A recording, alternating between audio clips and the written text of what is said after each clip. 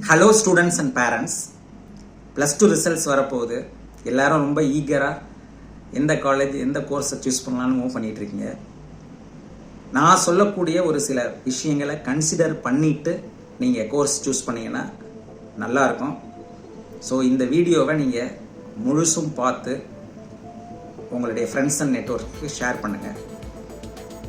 So artificial intelligence அல்லது செயற்கை நுண்ணறிவு அப்படின்ற தொழில்நுட்பம் வந்ததுக்கப்புறம் ஐடி அண்ட் சாஃப்ட்வேர் செக்டாரில் நிறைய லேஆஃப்ஸ், நிறைய ஜாப் லாஸஸ்.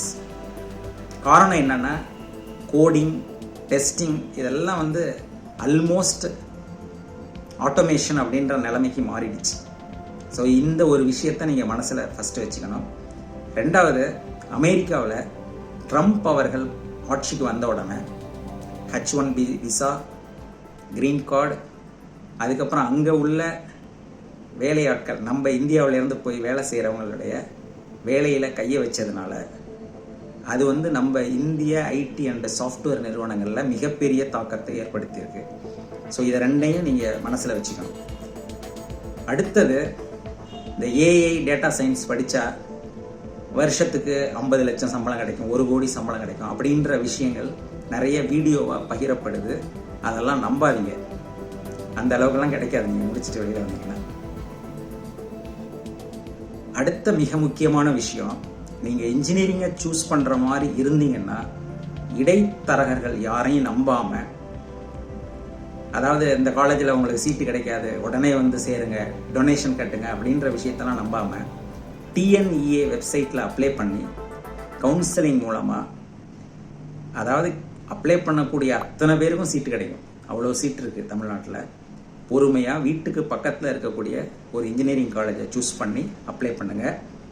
ஏன் அப்படின்னா, இன்ஜினியரிங்காக நீங்கள் எத்தனை லட்சம் செலவு பண்ணி எவ்வளோ பெரிய இன்ஸ்டிடியூஷனில் படித்தாலும் உங்களுக்கான மிக சிறந்த வேலை வாய்ப்புக்கான உத்தரவாதத்தை எந்த இன்ஸ்டிடியூஷனும் தர்றது கிடையாது. இந்த 2023-24 ஐஐடியிலேயே இன்ஜினியரிங் முடித்தவங்கெல்லாம் லோயஸ்ட் சேலரிக்கெல்லாம் ஆஃபர் வாங்கிட்டு போயிருக்கிறாங்க. அந்த ரெக்கார்டெல்லாம் எடுத்து பாருங்கள்.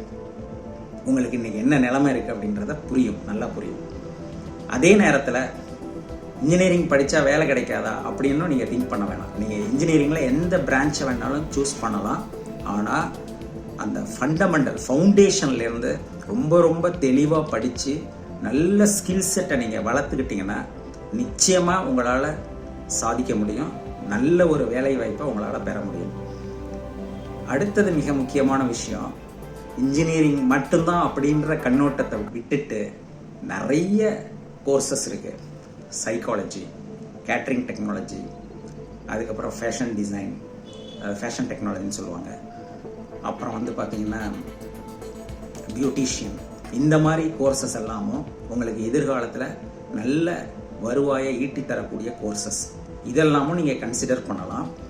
ஸோ இந்த விஷயங்களெல்லாம் நீங்கள் கன்சிடர் பண்ணி ஒரு நல்ல கோர்ஸ் காலேஜை சூஸ் பண்ணி ரொம்ப சக்ஸஸ்ஃபுல்லாக வரணும் அப்படின்னு நான் விஷ் பண்ணுறேன். தேங்க்யூ.